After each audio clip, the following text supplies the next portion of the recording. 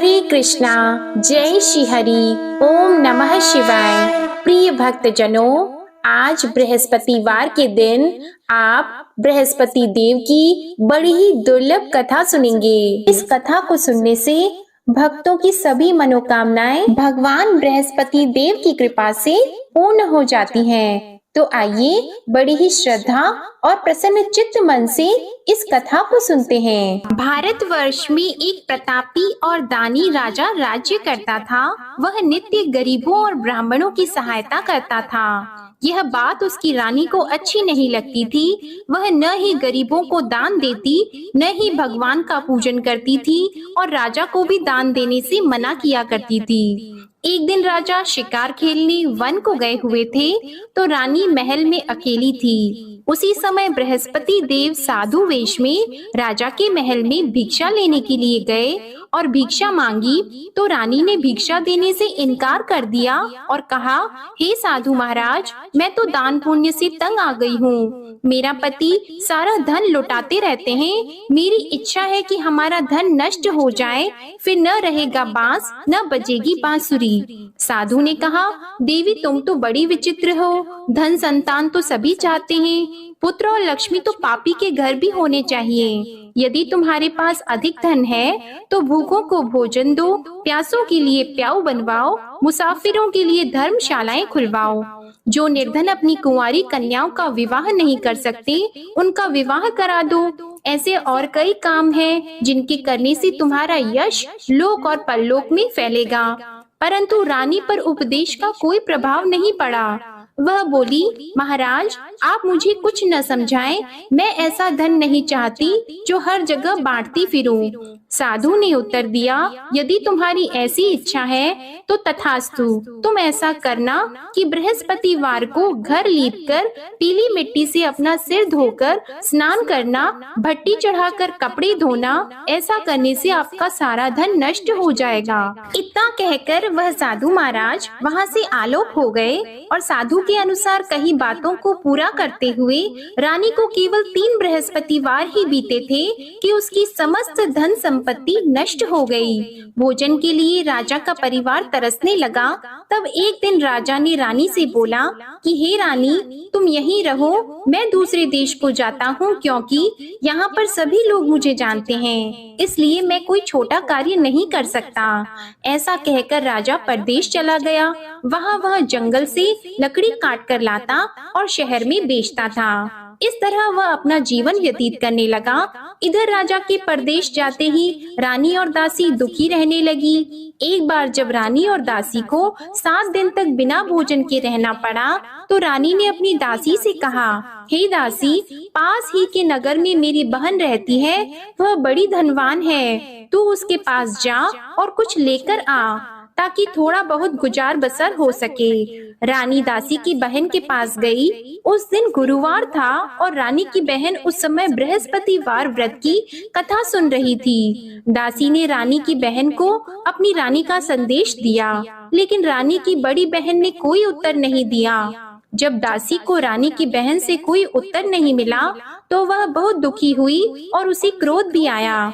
दासी ने वापस आकर रानी को सारी बात बता दी। सुनकर रानी ने अपने भाग्य को कोसा। उधर रानी की बहन ने सोचा कि मेरी बहन की दासी आई थी, परंतु मैं उससे नहीं बोली, इससे वह बहुत दुखी हुई होगी। कथा सुनकर और पूजन समाप्त करके वह अपनी बहन के घर आई और कहने लगी, हे बहन, मैं बृहस्पतिवार का व्रत कर रही थी, तुम्हारी दासी मेरे घर आई थी, परंतु जब तक कथा होती है तब तक न तो उठते हैं और न ही बोलते हैं, इसलिए मैं नहीं बोली। कहो दासी क्यों गई थी? रानी बोली, बहन तुमसे क्या छिपाऊं, हमारे घर में खाने तक को अनाज नहीं था। ऐसा कहते कहते रानी की आंखें भर आई।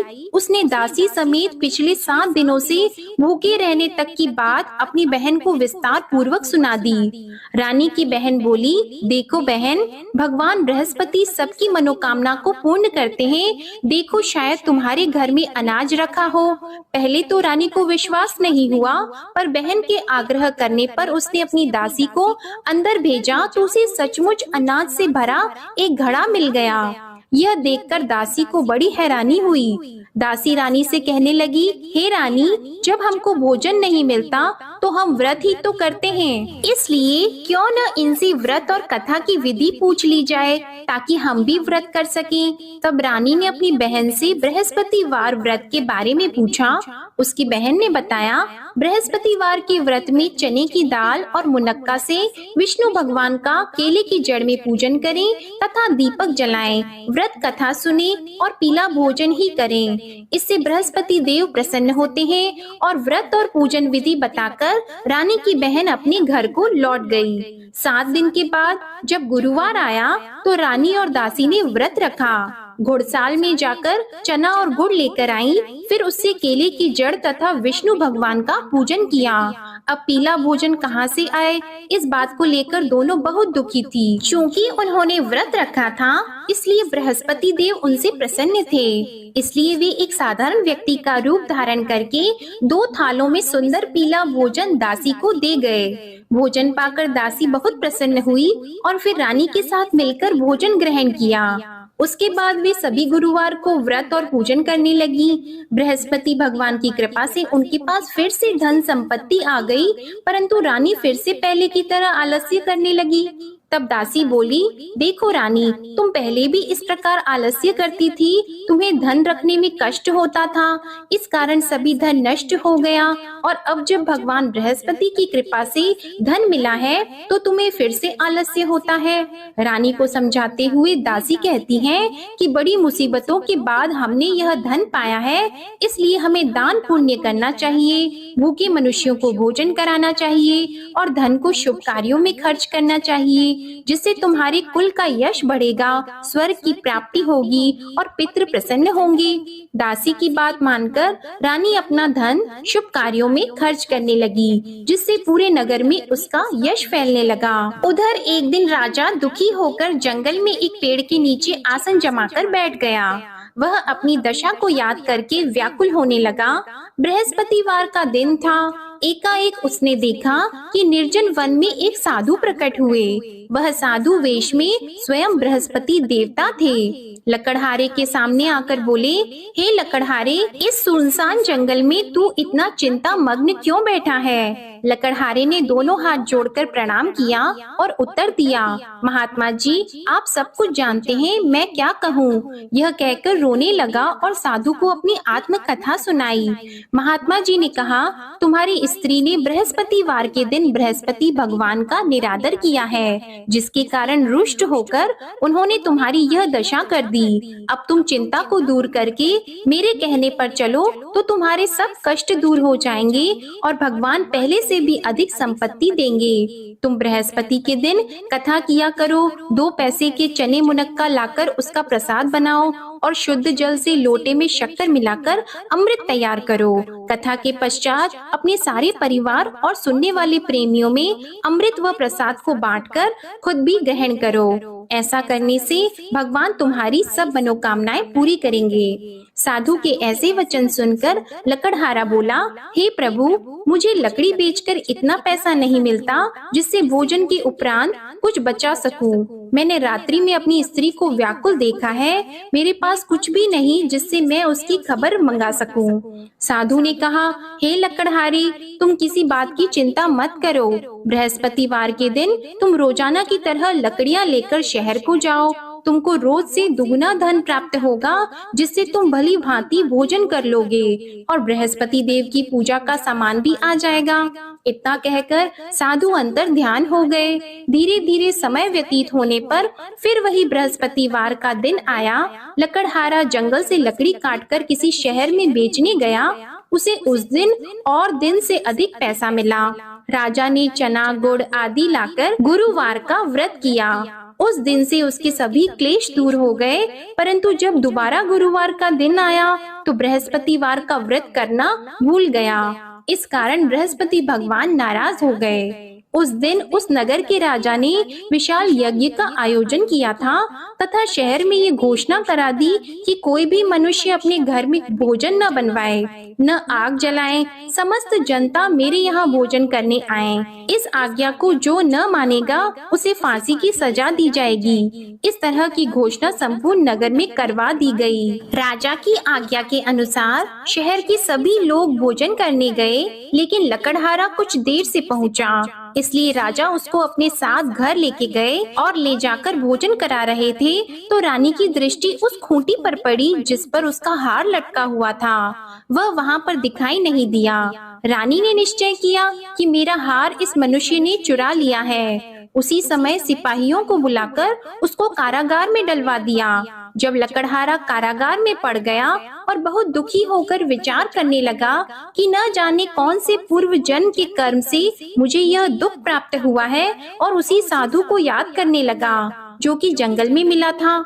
उसी समय तत्काल बृहस्पति देव साधु के रूप में प्रकट हुए और उसकी दशा को देखकर कहने लगे, अरे मूर्ख, तूने बृहस्पति देव की कथा नहीं करी, इस कारण तुझे दुख प्राप्त हुआ है। अब चिंता मत कर, बृहस्पतिवार के दिन कारागार के दरवाजे पर 4 पैसे पड़े मिलेंगे, उनसे तू बृहस्पति देव की पूजा करना, तेरे सभी कष्ट दूर हो जाएंगे। बृहस्पतिवार के दिन उसे 4 पैसे मिले। लकड़हारे ने कथा कही। उसी रात्रि को बृहस्पति देव ने उस नगर के राजा को स्वप्न में कहा, हे राजा, तुमने जिस आदमी को कारागार में बंद कर दिया है वह निर्दोष है, वह राजा है, उसे छोड़ देना। रानी का हार उसी खूंटी पर लटका है, अगर तू ऐसा नहीं करेगा तो मैं तेरे राज्य को नष्ट कर दूंगा। इस तरह रात्रि के स्वप्न को देखकर राजा प्रातः काल उठा और खूंटी पर हार देखकर लकड़हारे को बुलाकर क्षमा मांगी और लकड़हारे को योग्य सुंदर वस्त्र आभूषण देकर विदा कर दिया।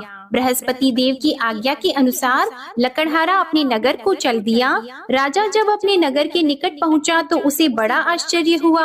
नगर में पहले से अधिक बाग, तालाब, कुएं तथा बहुत सी धर्मशाला, मंदिर आदि बन गई हैं। राजा ने पूछा, यह किसका बाग और धर्मशाला है? तब नगर के सब लोग कहने लगे, यह सब रानी और बंदी के हैं। तो राजा को आश्चर्य हुआ और गुस्सा भी आया। जब रानी ने यह खबर सुनी कि राजा आ रहे हैं तो उन्होंने दासी से कहा, हे दासी, देख राजा हमको कितनी बुरी हालत में छोड़ गए थे, हमारी ऐसी हालत देखकर वह लौट न जाएं, इसलिए तू दरवाजे पर खड़ी हो जा।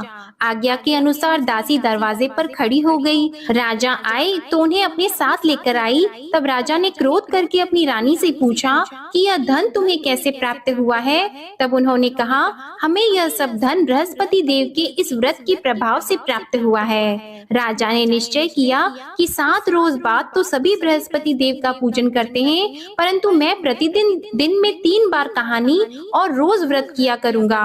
अब हर समय राजा के दुपट्टे में चने की दाल बंधी रहती और दिन में 3 बार कहानी कहते। एक रोज राजा ने विचार किया कि चलो अपनी बहन के यहाँ हो आवे। इस तरह निश्चय करके राजा घोड़े पर सवार होकर अपनी बहन के यहाँ को चलने लगा। मार्ग में उसने देखा कि कुछ आदमी एक मुर्दे को लिए जा रहे हैं। उन्हें रोककर राजा कहने लगा, अरे भाइयों, मेरी बृहस्पति देव की कथा सुन लो। वे बोले, लो हमारा तो आदमी मर गया है, इसको अपनी कथा की पड़ी है। परंतु कुछ आदमी बोले, अच्छा कहो, हम तुम्हारी कथा भी सुनेंगे। राजा ने दाल निकाली और जब कथा आधी हुई थी कि मुर्दा हिलने लग गया, और जब कथा समाप्त हो गई तो राम राम करके मनुष्य उठकर खड़ा हो गया।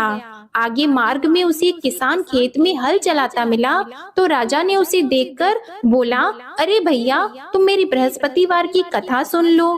किसान बोला, जब तक मैं तेरी कथा सुनूंगा तब तक 4 हरैया जोत लूंगा, जा अपनी कथा किसी और को सुनाना। इस तरह राजा आगे चलने लगा। राजा के हटते ही बैल पछाड़ खाकर गिर गए और किसान के पेट में बड़ी जोर का दर्द होने लगा। उस समय उसकी माँ रोटी लेकर आई और उसने जब यह देखा तो अपने पुत्र से सब हाल पूछा और बेटे ने सभी हाल कह दिया।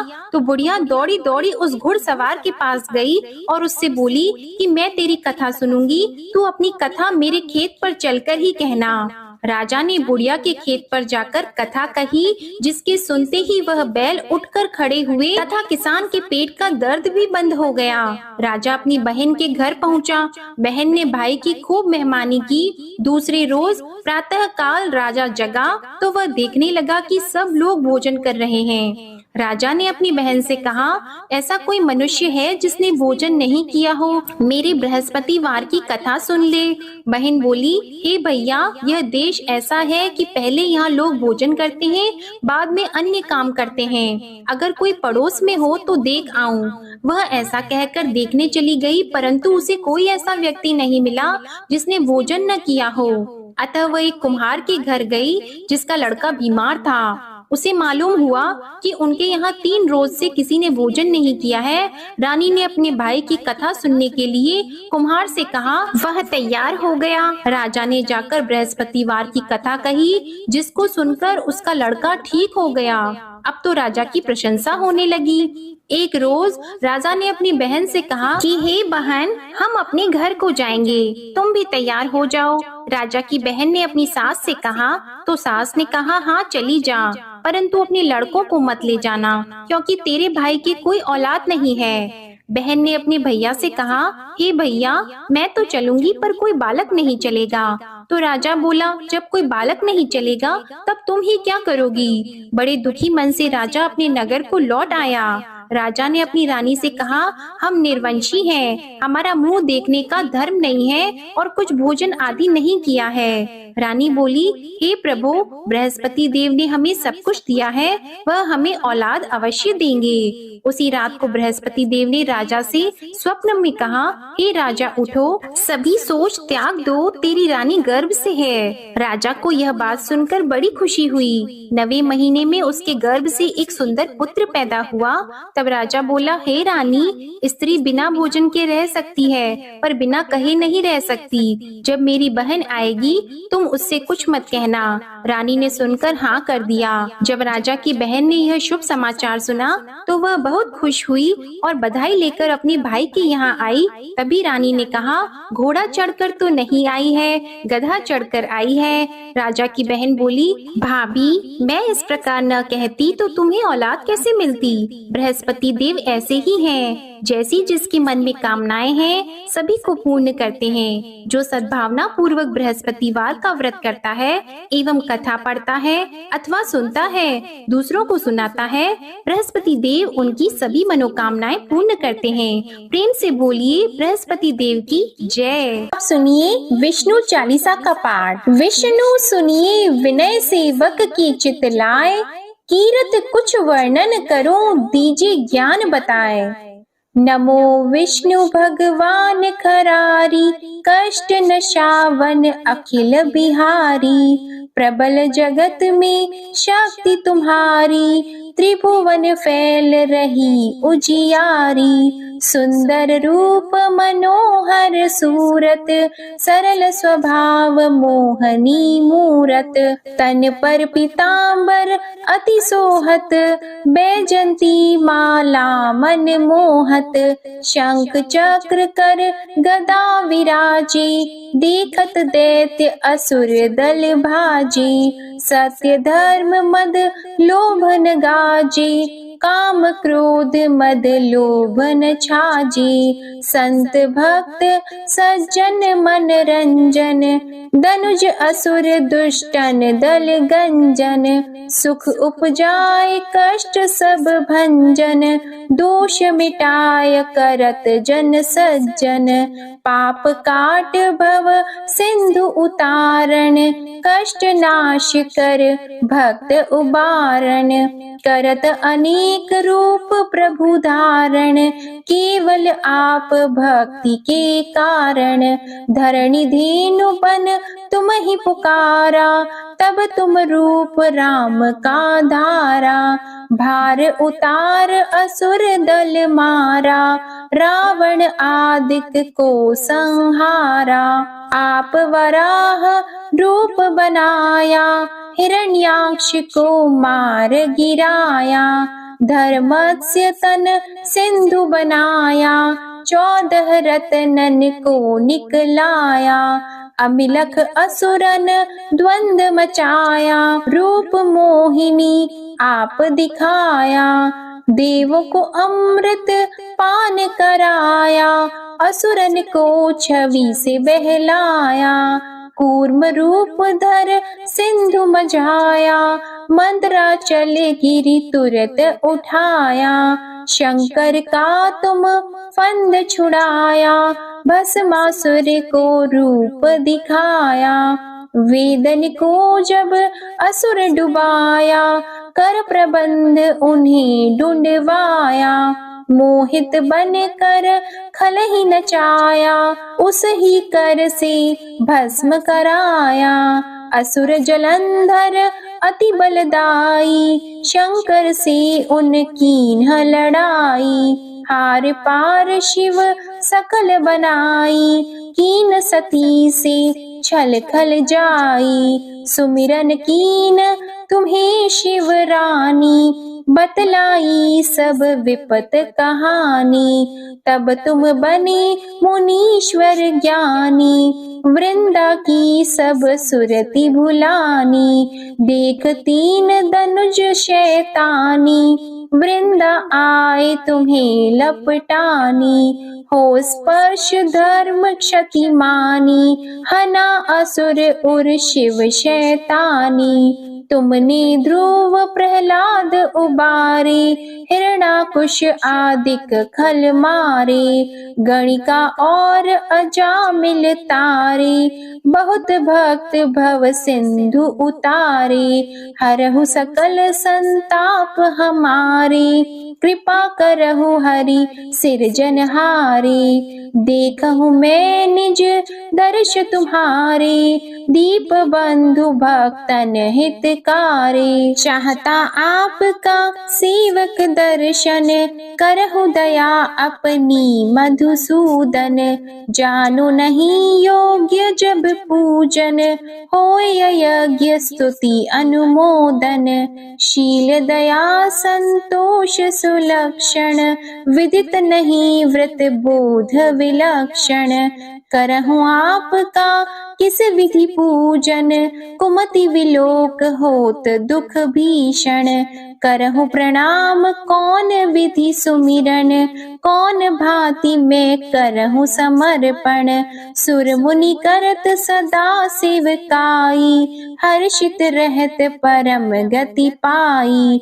दीन दुखिन पर सदा सहाई, निज जन जान लेव अपनाई। पाप दोष संताप नशाओ, भव बंधन से मुक्त कराओ। सुत संपत्ति दे सुख उपजाओ, निज चरणन का दास बनाओ। निगम सदा ये विनय सुनावे, पढ़े सुने सो जन सुख पावे। ओम श्री विष्णवे नमः। अब आप भगवान बृहस्पति देव की आरती श्रवण कीजिए। ओम जय बृहस्पति देवा, ओम जय बृहस्पति देवा। छिन छिन भोग लगाओ, कदली फल मेवा। ओम जय बृहस्पति देवा।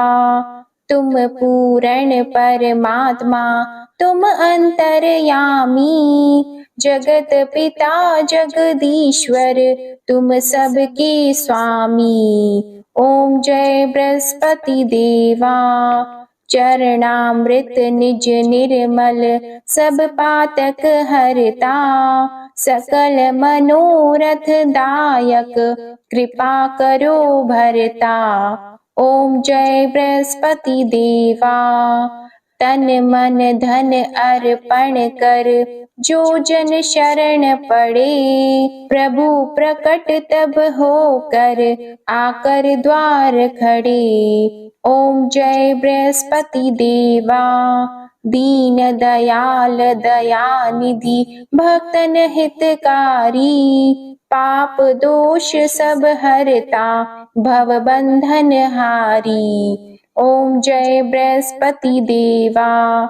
सकल मनोरथ दायक, सब संशय तारो। विषय विकार मिटाओ, संतन सुखकारी। ओम जय बृहस्पति देवा, जो कोई आरती तेरी प्रेम सहित गावे, ज्येष्ठानंद बंद सो निश्चय ही पावे। ओम जय बृहस्पति देवा, ओम जय बृहस्पति देवा। प्रेम से बोलिए भगवान बृहस्पति देव की जय। बोलिए भगवान श्री लक्ष्मी नारायण जी की जय। आपको आज की कथा पसंद आए, आरती पसंद आए तो वीडियो को लाइक कीजिएगा, शेयर कीजिएगा, कमेंट में भगवान बृहस्पति देव जी की जय लिखिएगा और हमारे चैनल को भी सब्सक्राइब कीजिएगा। इसी के साथ आप हमारे चैनल पर माघ मास महात्म्य की कथाओं को भी जरूर सुनिएगा। जय श्री कृष्णा।